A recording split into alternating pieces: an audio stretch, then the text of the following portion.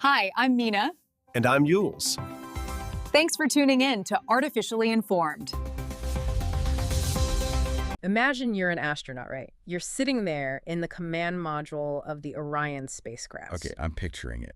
And you've just traveled like 240,000 miles through the absolute void of deep space. You look out this heavily shielded window, and the lunar surface is right there. Just incredibly close. Exactly. It's so close you feel like you could reach out and, I don't know, run your gloved hand along the rim of the Tycho crater. You made it. Right. But then mission control crackles in your earpiece, and they tell you to turn the ship around and go home. You aren't touching down. You are literally just looking. Huh.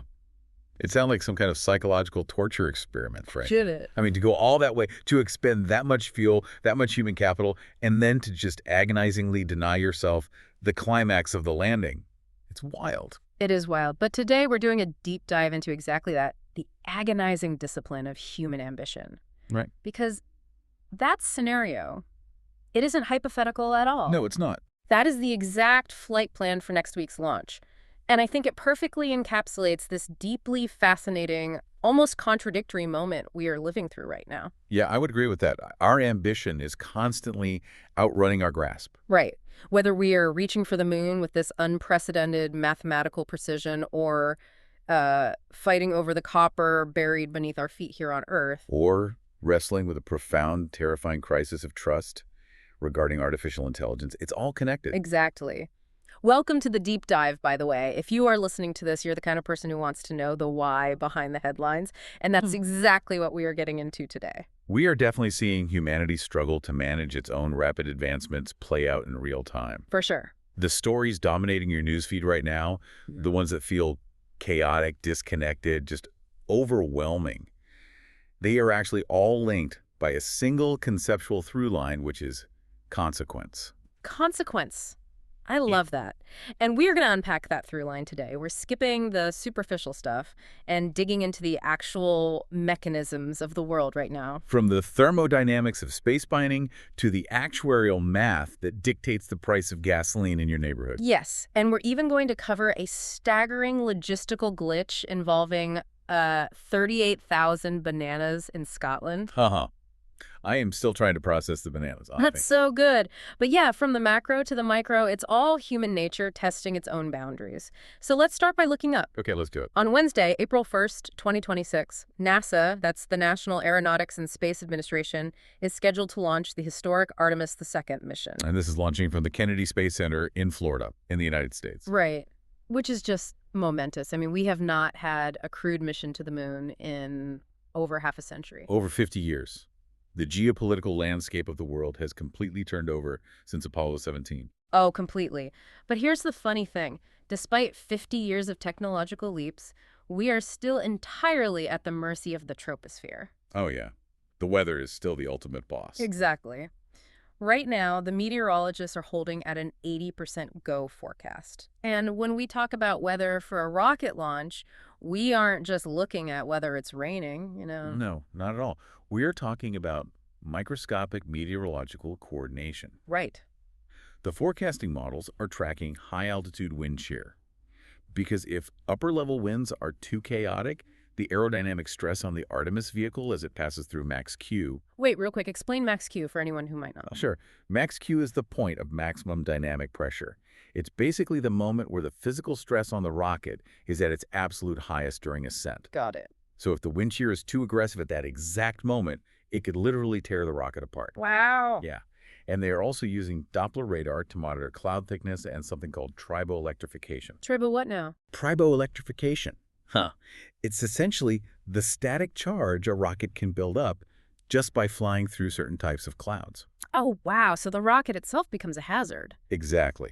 It can potentially trigger a lightning strike on the vehicle itself. That is a terrifyingly delicate ballet. Yeah. But assuming those clouds clear, we have an incredible crew stepping into that capsule. We really do. We've got Andrea Douglas, Victor Glover, Christina Koch, and Jeremy Hansen from the Canadian Space Agency. And we should mention the backup crew, too, Douglas and Gibbons, who are fully trained and ready to step in if anything happens. Right. And this brings us back to that agonizing discipline I mentioned at the start, It's a 10-day flyby. They do not land. Not even a little bit. Which is so crazy to me. I mean, we landed in 1969. Why is it so necessary to just loop around and come back? Well, because the environment we are operating in has absolutely zero margin for error. And the architecture of the Orion spacecraft is entirely new. Okay. You do not test the parachute by jumping out of the plane on the first try. Huh, fair point. NASA's primary objective here is to test Orion's life support systems in deep space under the actual thermal and radiation load of a live crew. Okay, let's unpack this a bit. What does testing the life support actually entail? Because it's not just, like, making sure a fan works, right? Oh, far from it. Human beings are basically incredibly needy combustion engines. Ah, that's one way to put it. I mean, we consume oxygen, we output carbon dioxide, we generate heat, and we constantly release moisture. Right, just by breathing and existing. Exactly. And when you are in a sealed titanium can floating in a vacuum, if any one of those outputs isn't perfectly managed, the crew dies. It's that simple and that scary. Yeah. So Artemis II is out there testing the amine swing beds. What are those? They are the chemical systems that literally scrub carbon dioxide from the air. Without them, the air becomes toxic very quickly. Gotcha. They're also testing the active thermal control systems. Because out in deep space, the side of the spacecraft facing the sun is blistering hot. I mean, hundreds of degrees. Then the other side. The side facing deep space is near absolute zero. So the ship has to constantly pump coolant to distribute that heat evenly. That's incredible. Artemis II has to prove this specific hardware works flawlessly before Artemis III attempts an actual landing. Because ultimately, this isn't just about the moon. Right, the moon is just a stepping stone. Exactly. The moon is the proving ground for the eventual transit to Mars. But let's be intellectually honest here for a second. The narrative driving this mission isn't just, science for the sake of science anymore. The rhetoric has really hardened lately. It absolutely has. Like, U.S. President Donald Trump has been incredibly vocal about viewing Artemis through an America First lens. He isn't talking about the spirit of human exploration. He's talking about space mining. Right. He's talking about extracting rare earth minerals and gold to gain a competitive edge over China in what basically looks like a potential lunar gold rush. The paradigm is undeniably shifted. We've moved from pure scientific discovery to hardcore economic strategy and resource acquisition. It's a massive pivot. It really is. Both the United States and China are looking at the lunar South Pole right now, and they aren't just seeing a crater. They are seeing a quarry. A quarry. Wow. Yeah, because the lunar regolith, the moon dirt, it contains isotopes like helium-3. And helium-3 is important. Why? It is theorized to be a completely clean, perfect fuel for future nuclear fusion reactors. Oh, wow. Okay, that's huge. And alongside that, you have vital rare earth elements like neodymium, which is critical for advanced electronics, electric vehicles, and defense systems. Okay, but wait. Let me push back on this for a second. If the primary motivation to go up there is to mine neodymium to beat China, doesn't this just export our earthbound geopolitical rivalries straight into orbit? That is the exact concern. I mean, if we treat the moon like the Klondike Gold Rush who actually owns the rights to a lunar crater, can you just claim it? That is literally the multi-trillion-dollar legal question right now. Because the foundation of space law is the 1967 Outer Space Treaty. Okay, and what does that say? It explicitly states that no sovereign nation can claim territory on the moon. Right, so no putting a flag down and saying this dirt belongs to America. Exactly, you can't claim sovereignty. But the treaty is notoriously ambiguous on the actual extraction of resources by private companies or national commercial programs. Ah, I see. It prohibits claiming the land, but it doesn't clearly prohibit taking the rocks. Huh, of course. So we are just entering a massive legal vacuum. A total vacuum. The scientific community is terrified we are going to industrialize and pollute this pristine celestial body. Right. While the economic sector sees an untapped reservoir of wealth that will dictate the balance of global power for the next century. It's just wild. The thermodynamic cost of moving heavy machinery all the way to the moon just to mine rock is staggering to even think about. It really is. But that desperation for resources, that willingness to expend massive amounts of energy and capital to rip minerals out of the dirt, that isn't just a space problem. Not at all. It is the exact same thermodynamic equation we are grappling with right down here on Earth, which transitions us perfectly to the absolute environmental paradox we are seeing right now in South America. You're talking about the Andes Mountains. I am. So, Deep beneath the Andes in South America, geologists have just uncovered this unprecedented treasure trove of copper, gold, and silver. It's a massive find. Huge. Now, historically, a government hears massive gold and copper deposit and they start popping champagne, right? Oh, absolutely. But local activists and environmentalists are throwing themselves in front of this. They are warning that extracting these metals will cause irreversible damage to a highly fragile ecosystem and displace indigenous communities. If we connect this to the bigger picture, this situation in the Andes is the defining paradox of the 21st century. How so? It is the green energy catch-22. We desperately need copper. Copper is highly conductive, it's malleable, it is the absolute backbone of the global transition to renewable energy. Right, we can't build electric cars without it. Exactly. An electric vehicle requires roughly 4 times as much copper as a traditional gas-powered car. 4 times. Wow. Yes.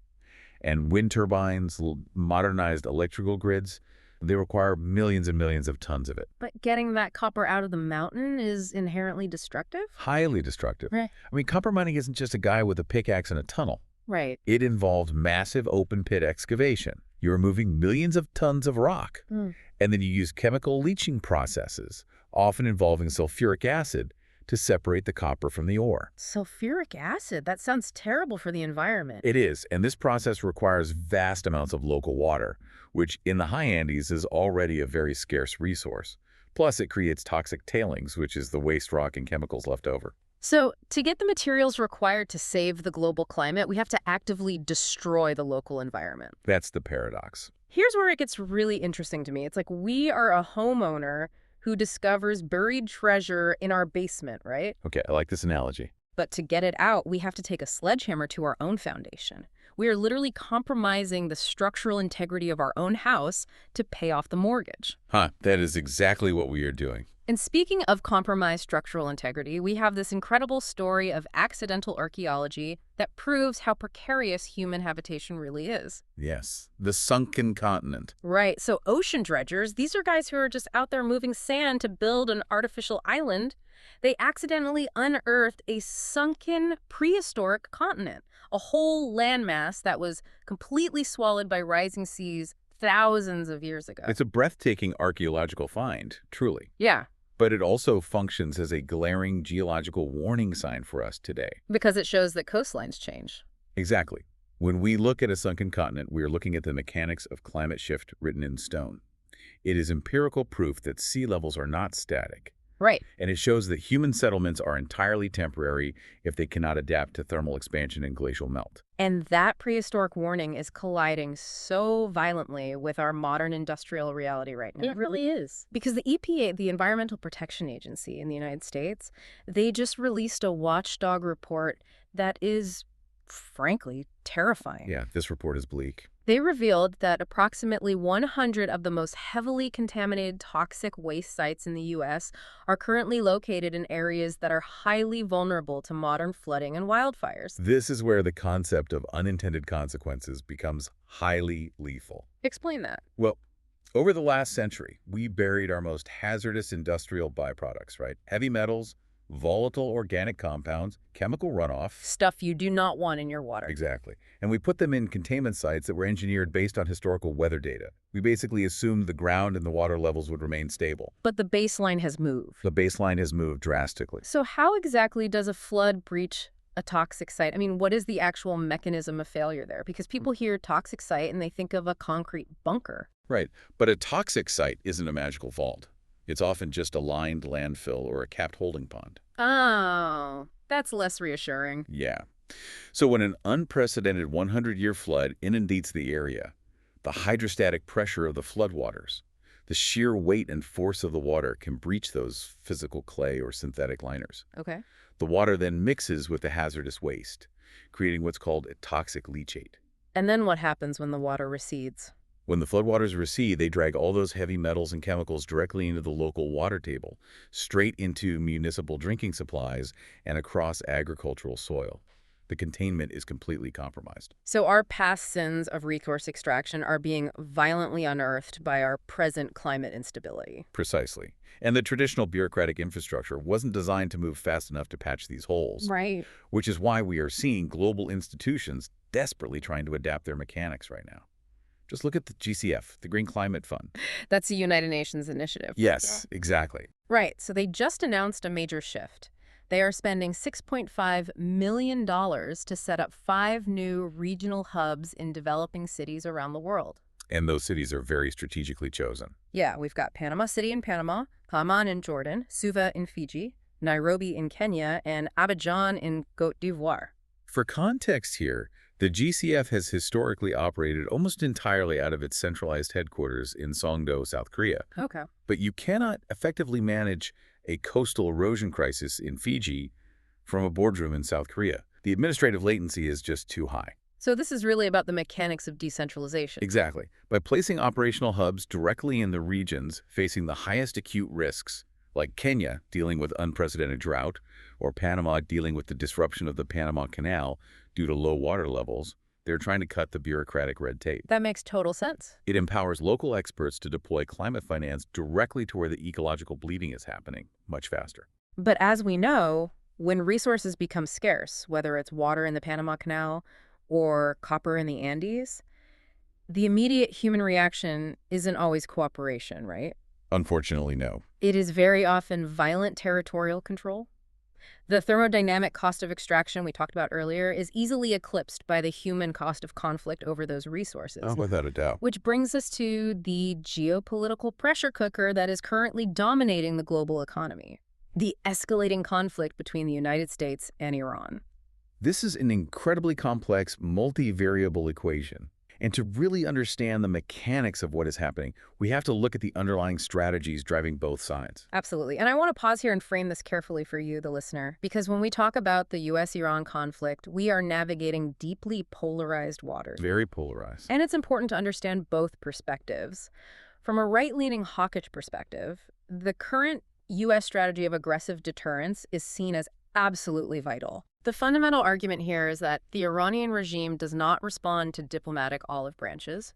They only respect and respond to overwhelming kinetic strength. That's the deterrence theory. Exactly.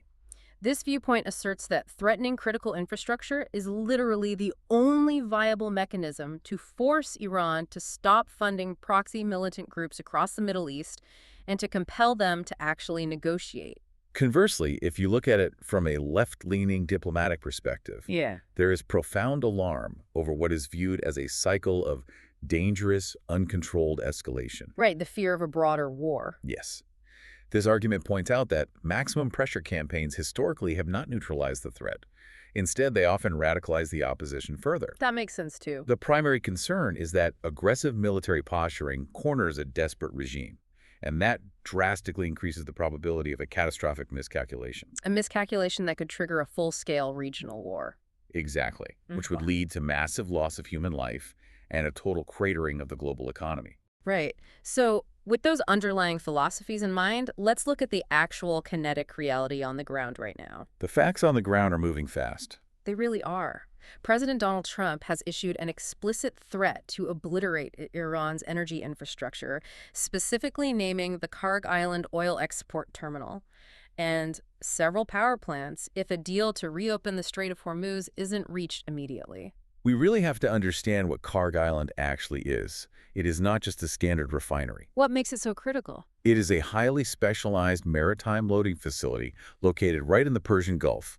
More than 90% of Iran's crude oil exports are pumped to that single island, loaded onto supertankers, and shipped out. 90%. Wow. Yeah. In the language of geopolitics, Karg Island is Iran's economic carotid artery.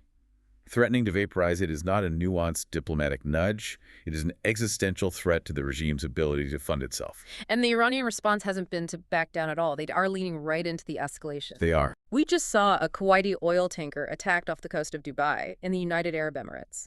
Simultaneously, Iran's Houthi allies in Yemen are aggressively threatening shipping in the Bab al-Mandab Strait, which connects the Gulf of Aden to the Red Sea. Which is a critical global artery. Right.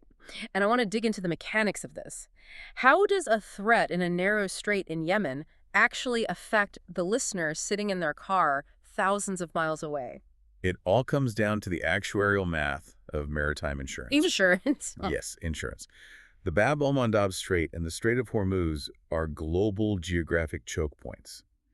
Millions of barrels of oil and liquefied natural gas must squeeze through these narrow corridors daily. Okay. When a militant group fires a drone or an anti-ship missile at a commercial vessel in these straits, the insurance syndicates like Lloyd's of London immediately spike their war risk premiums. Because the statistical probability of the ship sinking just went way up. Exactly. And sometimes those premiums jump by hundreds of thousands of dollars for a single voyage. That's insane. It is. So to avoid that massive cost, or just the physical risk of losing a ship and crew, massive shipping conglomerates reroute their vessels entirely. They go all the way around the southern tip of Africa, the Cape of Good Hope. Which has to take way longer. It adds weeks to the transit time, Yeah. and it burns exponentially more maritime fuel.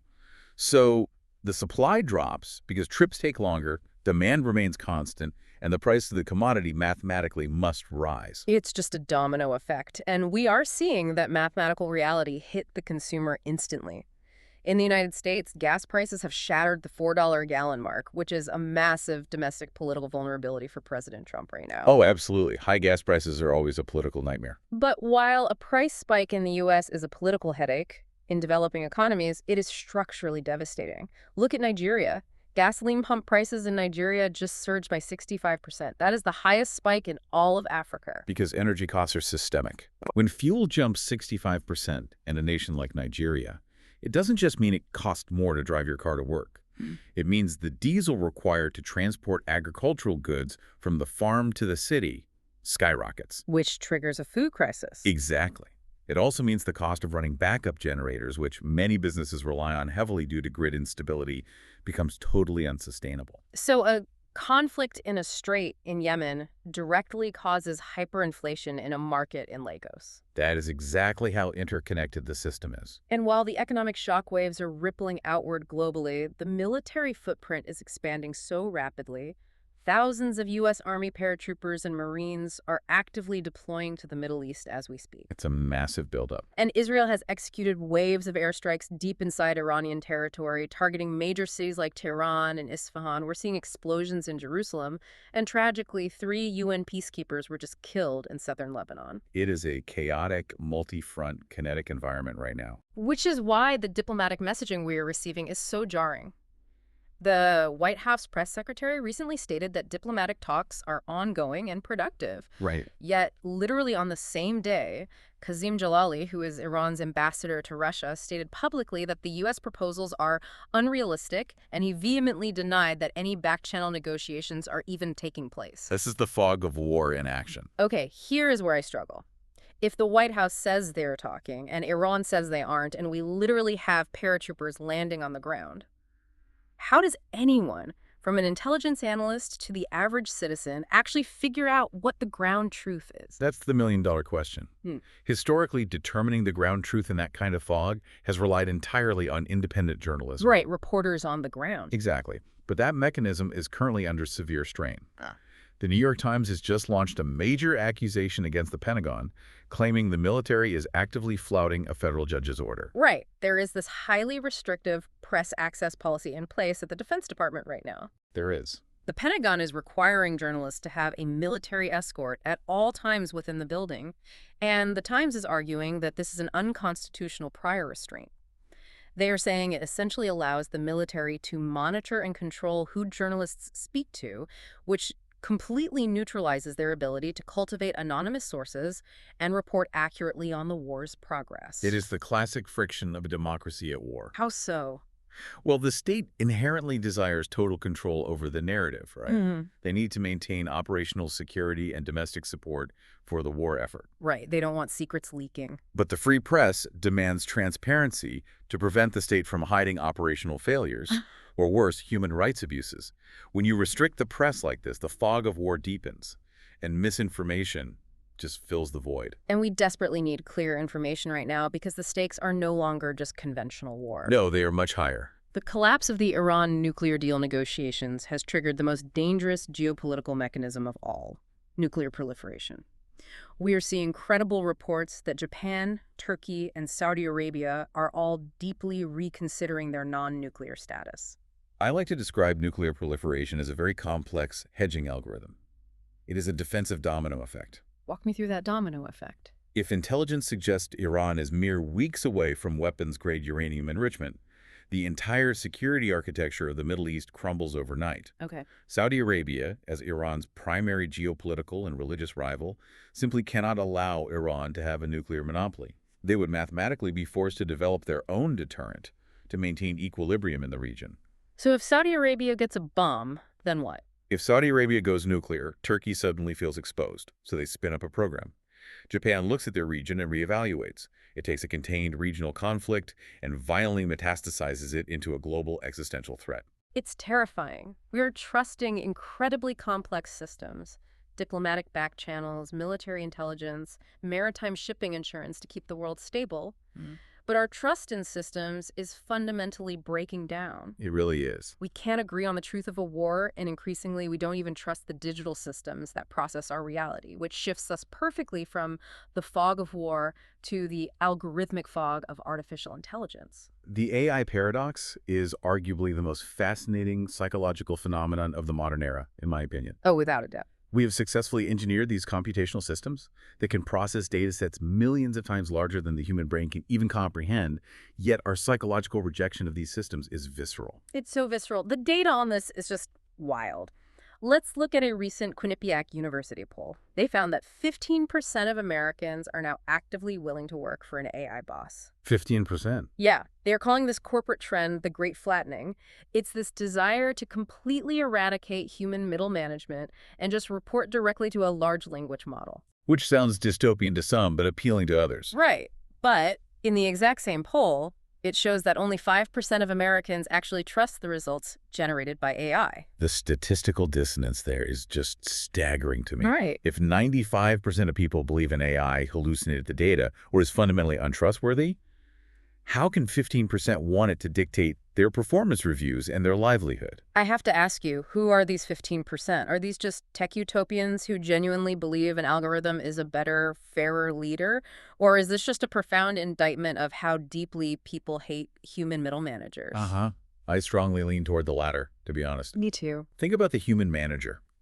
Humans are prone to recency bias. They play office politics. They have bad days. They exhibit nepotism. They play favorites. Exactly. For a frustrated employee, an AI boss represents a theoretical, cold meritocracy.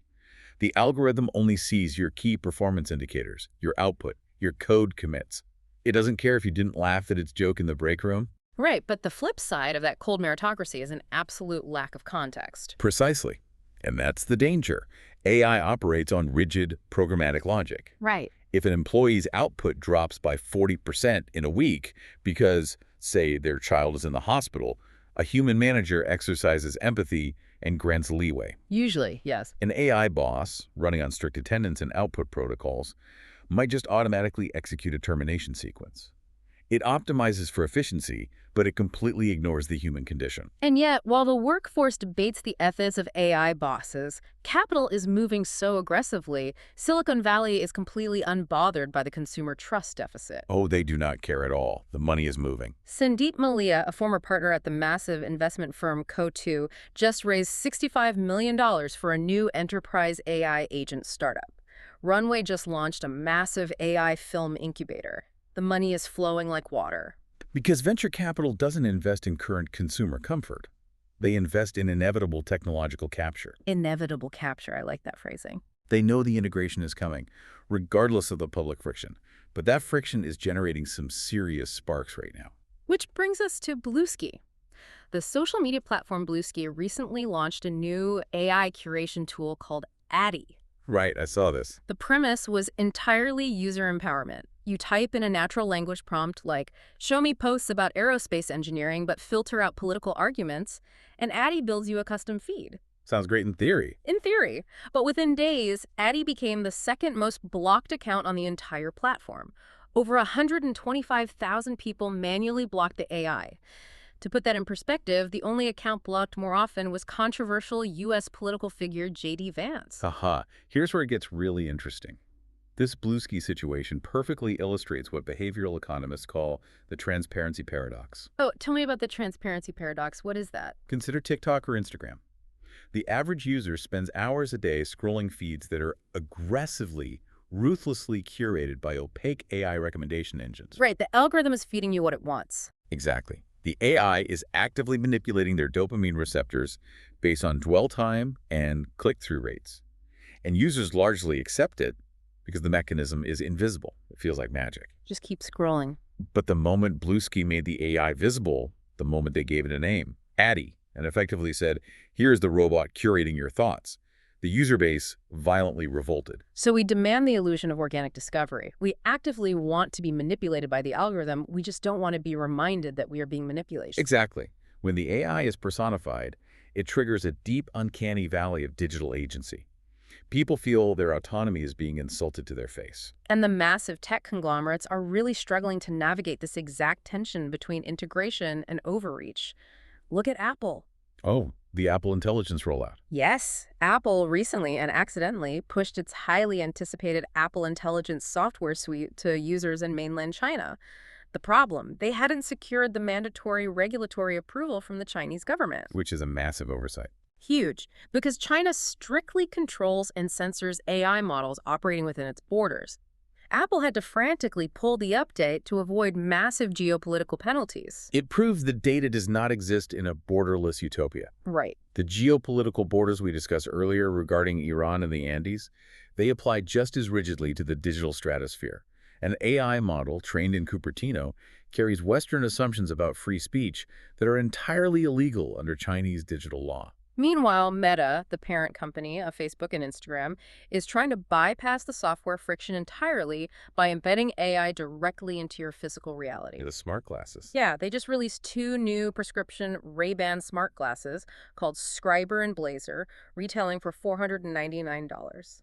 They want the AI camera looking at exactly what you look at, constant. Just passively capturing your entire life. Right. And at the exact same time, Meta is testing a premium paid subscription tier for Instagram that allows users to view stories anonymously. Meta's strategy here is brilliant from a monetization standpoint, honestly. Really? By putting AI in prescription eyewear, they make it an ambient, unavoidable part of your sensory experience.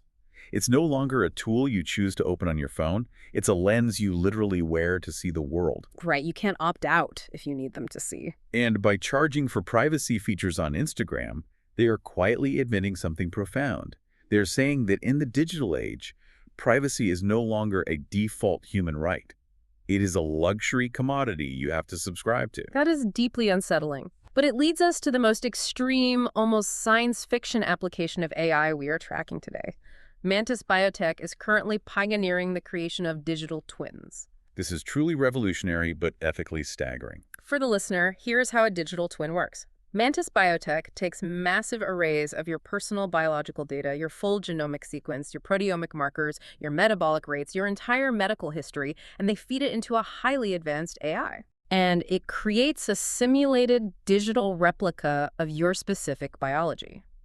The goal is to run in silico clinical trials, meaning if you get sick, they don't test a dangerous new chemotherapy drug on your physical body. They test it on the twin. Yes. They simulate the chemical interaction on your digital twin to see if it cures the cancer or if it triggers a fatal heart attack before you ever swallow a single pill. The mechanical brilliance of this simply cannot be overstated. I mean, traditional medicine is largely a game of statistical averages. Right, trial and error. A doctor prescribes a dosage based on what worked for 60% of a generic trial group. But Mantis Biotech is promising absolute personalized medicine. The AI processes the incredibly complex biochemical pathways of your specific cellular makeup. It solves the life and death trial and error problem of modern pharmacology. I mean, if my mother is sick and a computer can guarantee which drug will save her without side effects, I want that technology immediately. I think anyone would. Of course. Who owns the twin? And there is the rub. You are creating a digital entity that contains your most intimate, predictive biological secrets. Right. If your digital twin is run through a simulation and the AI determines you have an 85% probability of developing early onset Alzheimer's in 10 years, who has the right to that data? Can your health insurance provider subpoena your digital twin to deny you coverage? Exactly. Or can an employer demand to see your digital twin's stress response simulations before promoting you to a high-pressure role? We are so terrified of a chatbot giving us a bad recipe, yet we are rapidly approaching a reality where we trust a corporate algorithm to test experimental drugs on a digital clone of our own DNA, and our legal frameworks are completely unequipped to handle it. Our legal frameworks are moving at the speed of paper, while our technology is moving at the speed of light. But while we sit here and worry about the terrifying perfection of AI outsmarting us, I think it's vital to remember that human beings are still spectacularly, uniquely gifted at making massive, hilarious errors entirely on our own. We are the original glitch in the system. We really are. Which brings us to our final look at the systems running our world. Let's talk about the Electronic Data Interchange, or EDI. Ah, yes. The banana incident. The banana incident. So EDI is the background software that automated supply chains use to communicate. In the town of Kirkwall, on the Orkney Islands in Scotland, the local Tesco supermarket had a slight EDI glitch. A very slight glitch. A staff member, or the automated system, it's still a bit murky, who actually pressed the button and made a simple keystroke error in the ordering matrix. Instead of ordering their normal weekly supply of fruit, the system accidentally finalized an order for 38,000 bananas. Haha, 38,000 bananas for a small island community. Yes. Picture the logistics of this. The cargo ship arrives, the trucks roll up to this modest supermarket in Scotland, and they just start unloading pallet after pallet of rapidly ripening yellow fruit. It was vastly more bananas than the entire population of the island could consume before they turned to mush. So what did they actually do? Did they have to throw them out? Amazingly, no. Instead of letting them hit a landfill and produce a massive cloud of methane, the supermarket mobilized. They started aggressively donating the surplus to local schools, food banks, and community groups. Kirkwall essentially had a week-long mandatory potassium festival. That's amazing. The wonderful, funny story.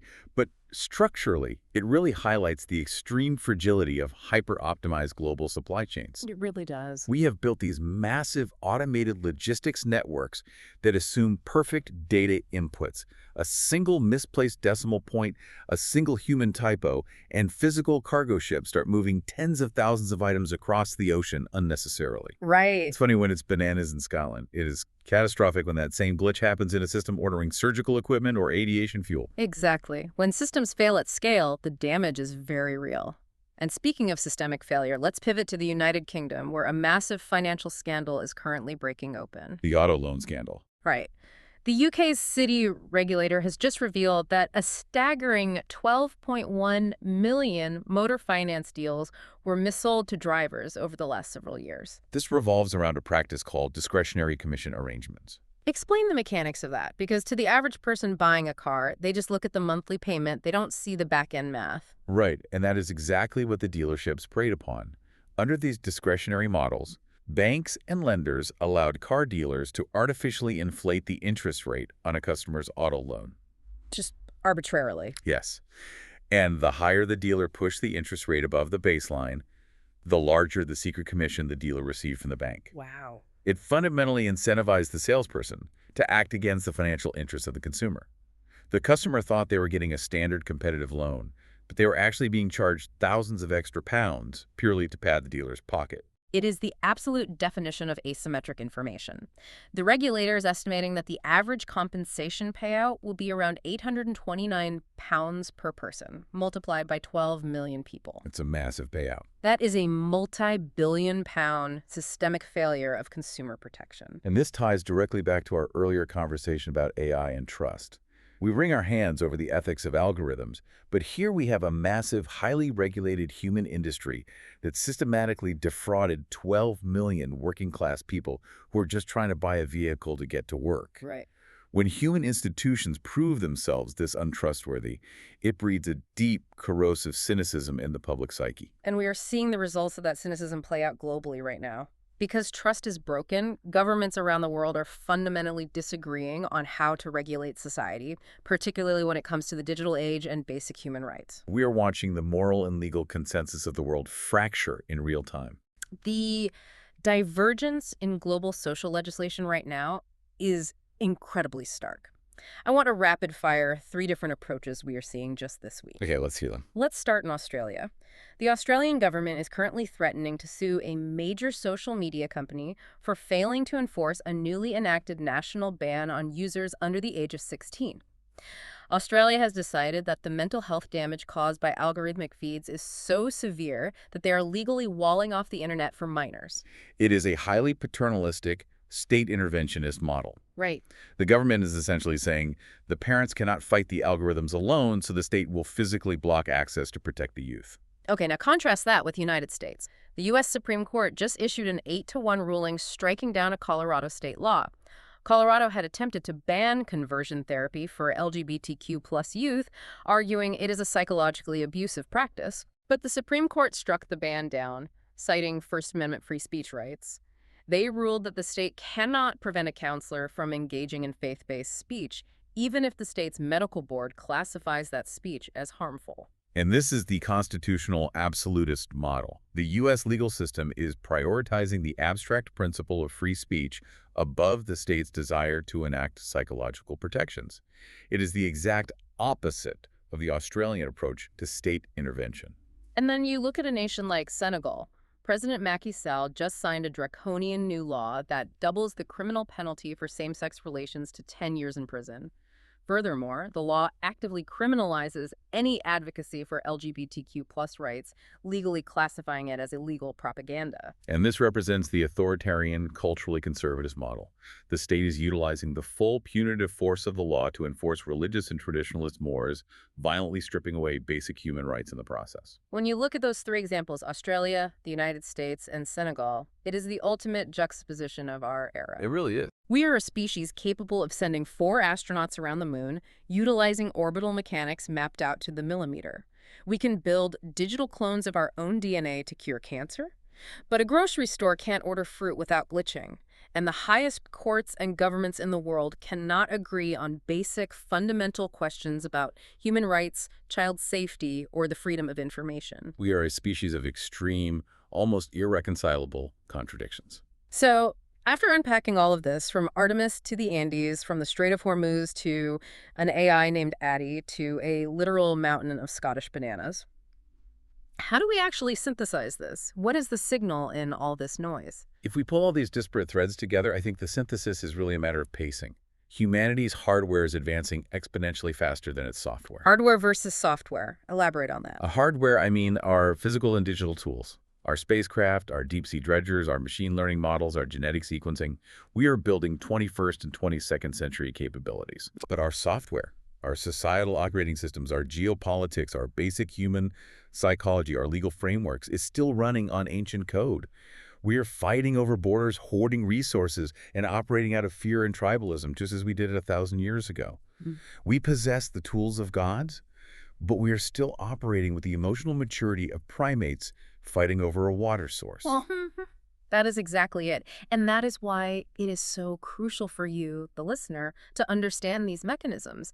Because none of this is happening in a vacuum. None of it. Whether it's a spike in your local gas prices dictated by a maritime insurance actuary looking at drone strikes in Yemen, or the copper in your electric vehicle battery tying you to a fragile ecosystem in the Andes, or a Chinese data privacy law affecting the tech in your pocket, the global macro always becomes the local micro. The world is just too connected for you to opt out. Exactly. And as we look to the skies next week, as we watch that massive rocket ignite at the Kennedy Space Center and hurl humanity back toward the moon, I want to leave you with a final thought to mull over. Go ahead. We know our technological hardware is ready for the future. The life support systems will likely work, the thrust will be calculated perfectly, but is our societal software ready to handle what comes next? When we eventually touch down, when we build our lunar bases and begin extracting wealth from the stars, will we bring our greatest capacity for unity and scientific discovery? Or will we just pack up our earthbound conflicts, our borders, and our resource wars and export them into the cosmos? That is the question we will be answering for the rest of our lives. Thank you so much for joining us on this deep dive into the mechanisms of our world. Keep questioning the headlines, keep looking for the connections, and most importantly, stay curious. We'll see you next time. Enjoying Artificially Informed. Hit subscribe and share it with a friend. From the left, the right, and straight from the algorithm. Thank you. Welcome to the debate. If you look at a live digital map of global shipping lanes and flight paths on any normal day, it usually looks like this glowing, predictable nervous system. Like a really well-oiled machine. Right, exactly. It's this beautiful web of mechanical certainty.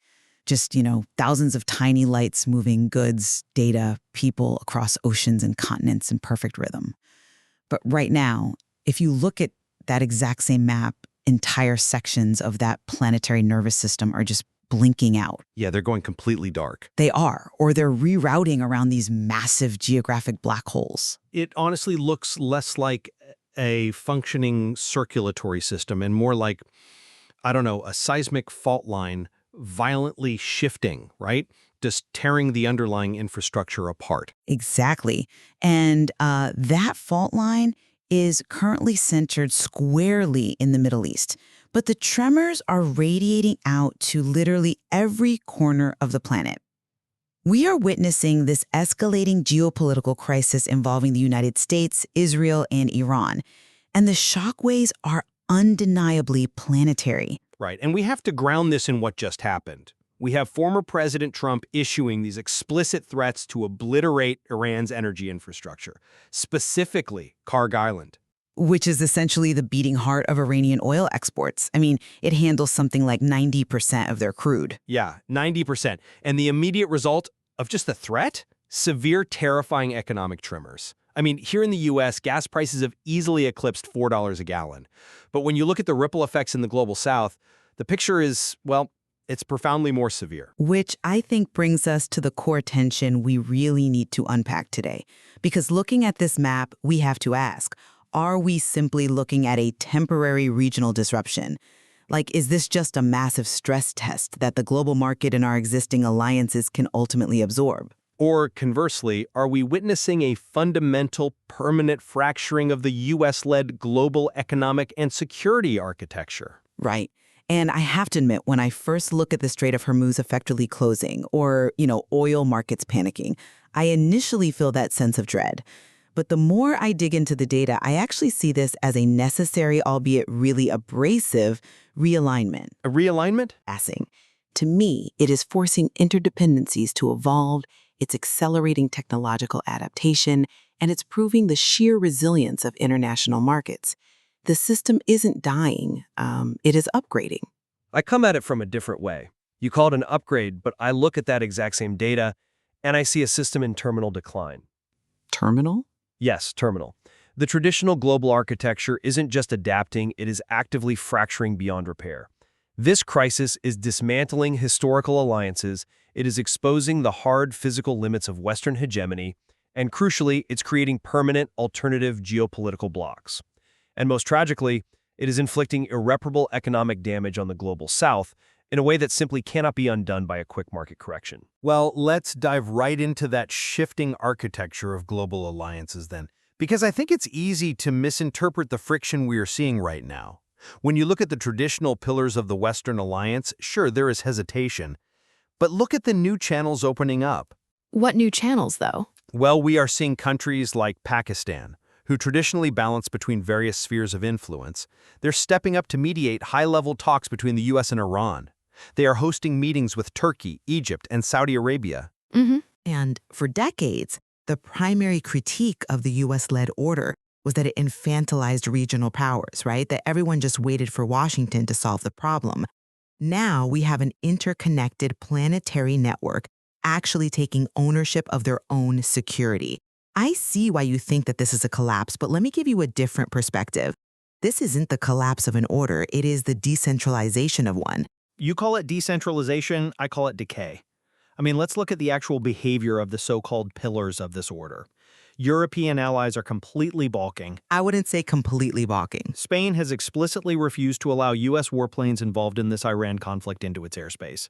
We really need to pause and realize how unprecedented that is. It's significant, sure. It's more than significant.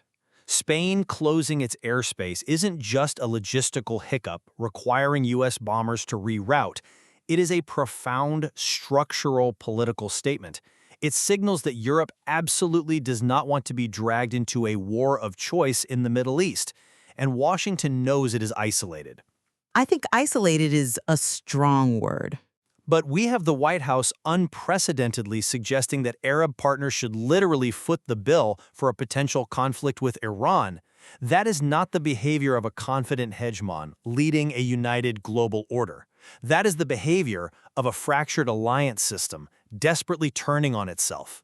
That's an interesting point, though. I would definitely frame it differently. This kind of friction isn't exactly a new phenomenon, and historically, it doesn't spell doom. If we rewind to the 1970s oil crisis, we saw massive, bitter friction within the Western alliance. Right, over Arab oil. Exactly. European nations heavily criticized and balked at U.S. policy in the Middle East then, too, because they were terrified of losing access to that oil. But what happened? That crisis forced a massive reinvention of planetary energy policy. It birthed the modern era of energy efficiency and strategic petroleum reserves. It didn't end the Western economy. But the 1970s were fundamentally different. Just let me finish this thought. Today's European reluctance isn't a collapse of NATO. It's a delegation of the burden. But let me push back on your premise directly. If the U.S. is truly isolated and its security umbrella is collapsing, why are Gulf nations actively seeking Ukrainian drone interceptors? Well, This is technology that is fundamentally backed, funded, and integrated by the West. Why are they integrating with Ukraine rather than just capitulating to Iranian regional dominance? Let's explain the mechanics of that, though, because they are seeking Ukrainian technology because it works and it's cheap, not because they are swearing fealty to some Western democratic ideal. Pragmatism is part of the system. Just to contextualize this for the listener, historically, the Gulf states relied on U.S. Patriot missile defense systems. A single Patriot missile costs millions of dollars.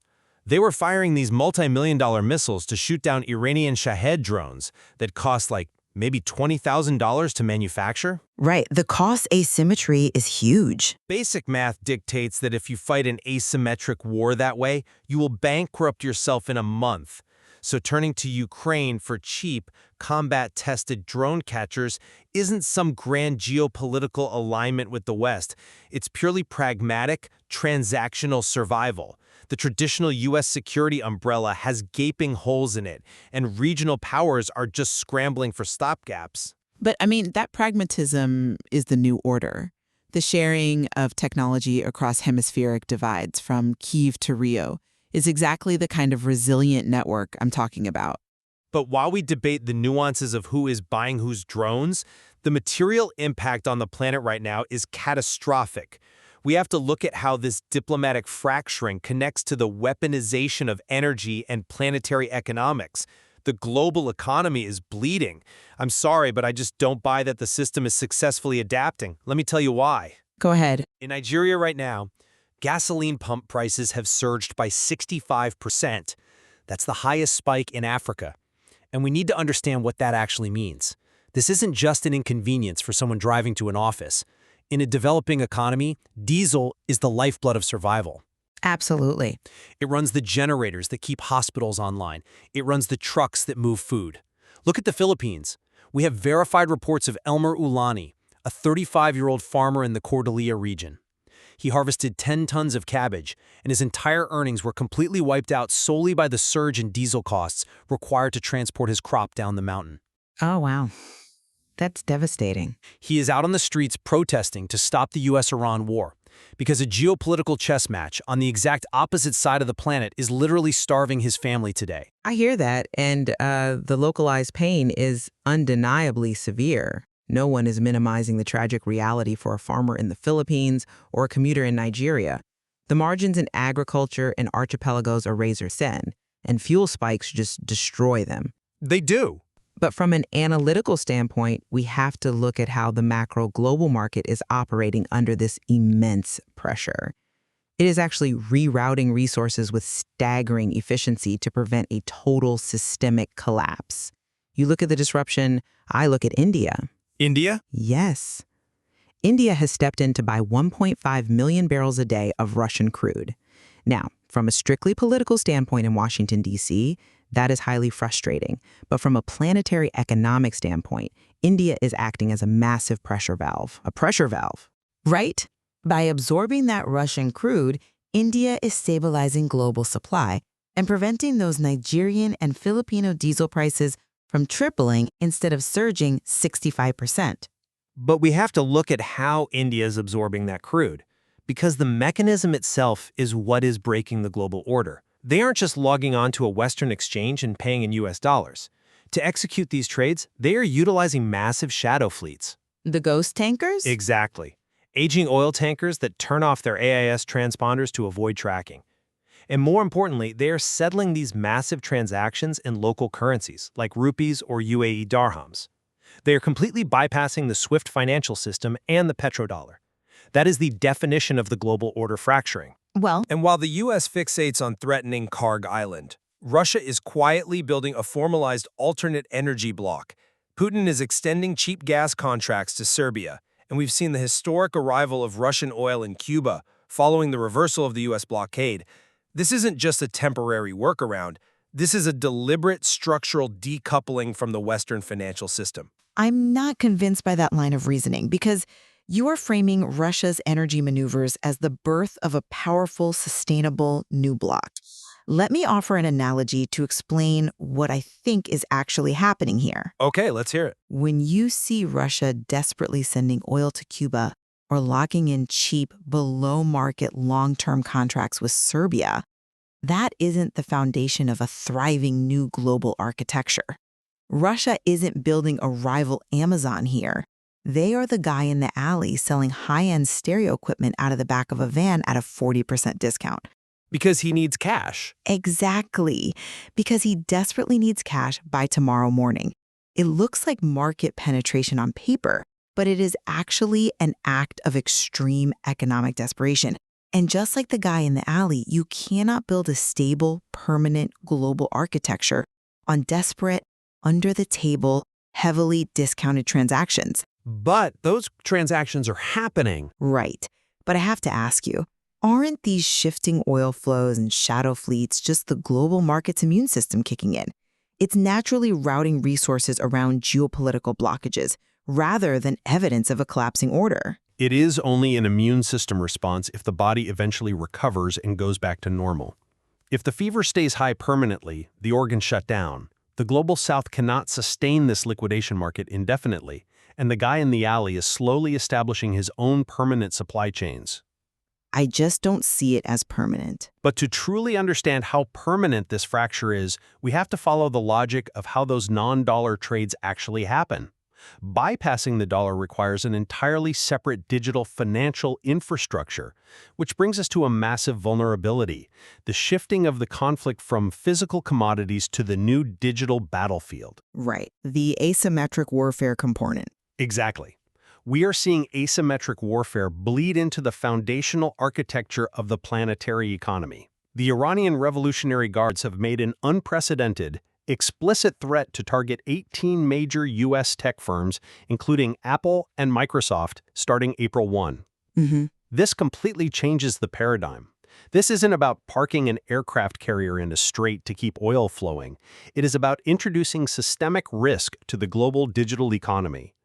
This asymmetric economic warfare proves that traditional U.S. military dominance cannot protect a decentralized, globalized digital economy.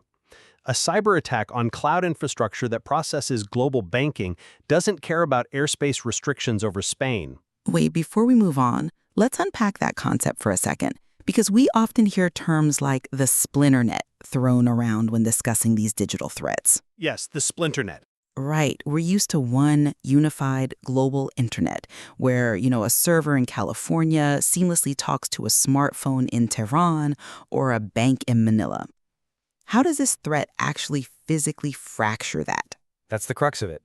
The splinter net isn't just software firewalls, like the Great Firewall of China censoring search results.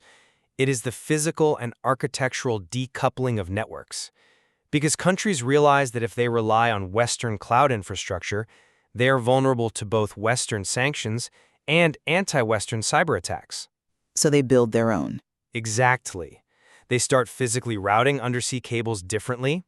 They mandate that data must be stored on localized servers within their own borders. You say Western tech infrastructure is hardened, but Apple and Microsoft operate physical data centers, regional offices, and cable hubs all over the world, including in the Middle East and surrounding regions. True. Iran doesn't have to take down the entire global cloud to cause absolute chaos. They just have to permanently disrupt those regional nodes. That's a compelling argument, but have you considered the chilling effect this has on global business? It signals to the world that participating in the US-led digital ecosystem literally paints a target on your back. It incentivizes every non-Western nation to build their own walled-off internets. I agree the surface area of vulnerability is massive, but let's look at the actual track record of our digital defense mechanisms. We've seen how effectively global intelligence networks and the internal security apparatus of these massive tech companies have thwarted state-sponsored cyber attacks over the last decade. They do block a lot, sure. A massive amount. Companies like Microsoft and Google aren't just software vendors anymore. They possess cyber defense capabilities that rival and honestly often exceed nation-states. They process trillions of threat signals a day, utilizing advanced AI to identify and neutralize threats before they ever materialize into actual disruptions. But no system is impenetrable. No, but furthermore, digital infrastructure is inherently redundant. If a node goes down in one region, the traffic is instantaneously rerouted. You can't do that with a bombed-out oil pipeline. So I have to press you on this. I have a hard time believing this isn't just rhetoric. Is Iran's threat to destroy the regional operations of Apple and Microsoft a truly credible asymmetric strategy that threatens the global order? Or is it just the desperate public relations of a regime that knows it absolutely cannot win a conventional, kinetic war against the United States? It doesn't have to be a conventional military victory to be a systemic, crippling disruption. You do not need to defeat the U.S. military to win this. You only need to make the cost of doing business in the U.S.-led order too high for the rest of the planet to tolerate. The cost of doing business. Yes. If global corporations, shipping firms, and international banks have to suddenly factor in the persistent risk of state-sponsored digital or physical terrorism against their daily operations, simply because their software is headquartered in the West, that accelerates the very decoupling we've been discussing. The threat itself does the damage. Because it changes the risk calculus. Exactly. It incentivizes the creation of alternative, non-Western digital ecosystems. We are already seeing this splinternet effect mature with China and Russia building out their own digital payment ecosystems. Iran explicitly targeting U.S. tech giants will only hasten the fragmentation of the global digital space. They are forcing the world to choose between the efficiency of the U.S. system and the safety of neutrality. But again, I look at fragmentation and I don't necessarily see destruction. A more localized, regionalized digital ecosystem might actually provide the exact redundancy the global system needs to survive future shocks. If one region's network goes down, the entire planet doesn't plunge into a dark age. But at what cost to global trade? Well, let me just summarize where I'm standing on all this. The current crisis, marked by these severe energy threats, the posturing in the Middle East, and the shifting alliances, is undoubtedly an abrasive period of history. But it is a highly functional realignment. It is forcing global markets and security networks to adapt and modernize. We are seeing unprecedented burden sharing, with nations like Pakistan taking the diplomatic lead. We are seeing rapid, pragmatic technological adaptation, from cheap drone interceptors in the Gulf to hardened AI-driven cyber defenses worldwide. The planetary economy isn't breaking. It is stress testing its vulnerabilities and upgrading its resilience for the 21st century. And I maintain, looking at the exact same landscape, that the cost of this so-called upgrade is far too high and the structural damage is entirely permanent. The conflict represents an incredibly dangerous fragmentation of the world order. The weaponization of energy and digital technology isn't creating a more resilient system. It is causing profound, irreparable economic devastation to the global populace. From the cabbage farmers in the Philippines losing their livelihoods to the commuters in Nigeria who can no longer afford to transport goods. This is not a functional realignment. It is the rapid empowerment of alternative, explicitly anti-Western alliances, the normalization of shadow economies, and the tragic, permanent dismantling of an interconnected global system that took generations to build. Well, if there is one thing that is absolutely certain, it's that the ripple effects of this conflict, stretching from the petrol pumps in the global south to the boardrooms of U.S. tech giants and the server farms routing our data, it just demonstrates how deeply interconnected our planetary economy truly is today. We certainly agree on the sheer scale of that interconnectedness. Where we remain in deep substantive disagreement is whether this vast interconnectedness will ultimately serve as a stabilizing shock absorber that forces us to cooperate, or if it is the very transmission vector that will drag the global order into permanent fragmentation. Which brings us right back to that digital map of the planetary nervous system we started with. Those rerouted shipping lanes, those blinking data nodes, and those shadow fleets aren't just abstract lines on the screen. They are the lived realities of diplomacy, trade, and technology playing out on a global scale. Absolutely. Looking at these events through a truly planetary lens, not just a Washington-centric one, reveals so many deeper layers in the material we've discussed today. Mechanisms of trade and security that are constantly evolving, and layers waiting to be explored further. Thank you for joining us on The Debate. That's it for today's Artificially Informed. Nope. Thanks for spending your time with us. Yeah. Stay sharp, stay curious. See you next time.